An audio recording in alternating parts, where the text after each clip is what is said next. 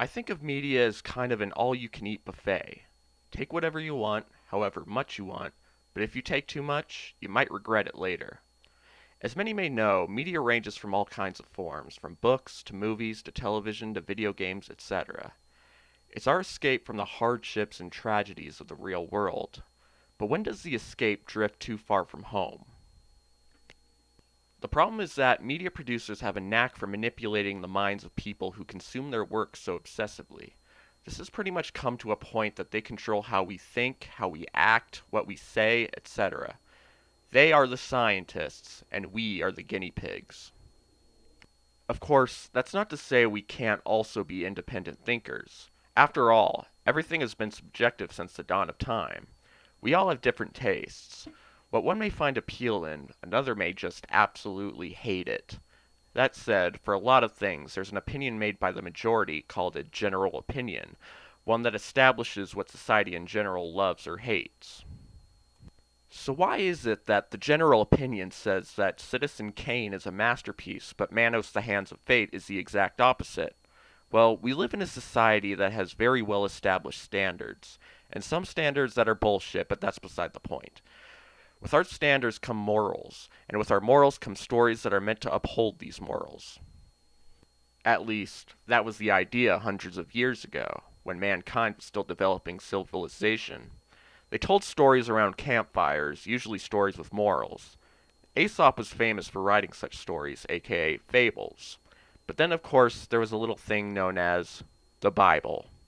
The Bible was meant to help humanity, specifically Jews and Christians, find their inner faith, while also giving them the proper lessons on how to act and how to treat others with love and respect. So how the hell did people screw that up? You see, the Bible, while written with noble purposes, is an ancient text, therefore, it's extremely dated. But many Catholics take its dated beliefs so seriously that they're willing to put down the rights of others just to uphold their faith in the Lord. It's sad, but true. But we're all free to believe what we want, so long as we don't try to force it upon others and respect that they have different beliefs.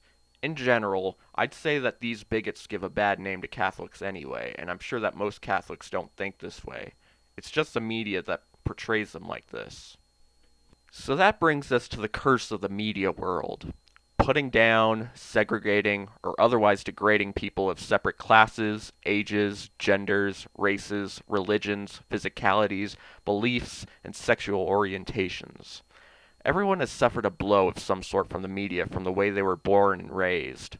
Women, African Americans, Jews, Muslims, homosexuals, and the like have all had to fight oppression for years and are still doing it to this day. The media is a major contributor to the oppression they've suffered over the years, spreading all sorts of news, gossip, and even fictional portrayals. Even straight white men are not immune to this kind of treatment, being seen as easy targets just because of their privileged background. This is mostly a result of a misguided system that thinks that it should lump everyone into groups, and everyone in that group generally likes the same things. Nowadays, the media really is trying its hardest to please everyone, but the fact that one group of people is generally portrayed differently than another group of people leaves some unfortunate implications. Everyone should be given the right to be different as an individual, not as a member of a class. Media has a long way to go before it portrays everyone fairly. So how do we help it? Well, for one thing, there's getting the message out to the masses that you don't agree with the general opinion. Everyone is entitled to share their deviant opinion with the world, and over time, more and more people will likely start to agree with them. But also, for anyone interested in producing any form of media, sometimes the key to a change in direction is a little game changer. If you want to see something different than what you're typically getting on TV or in the books you read, you can try to create that something different yourself.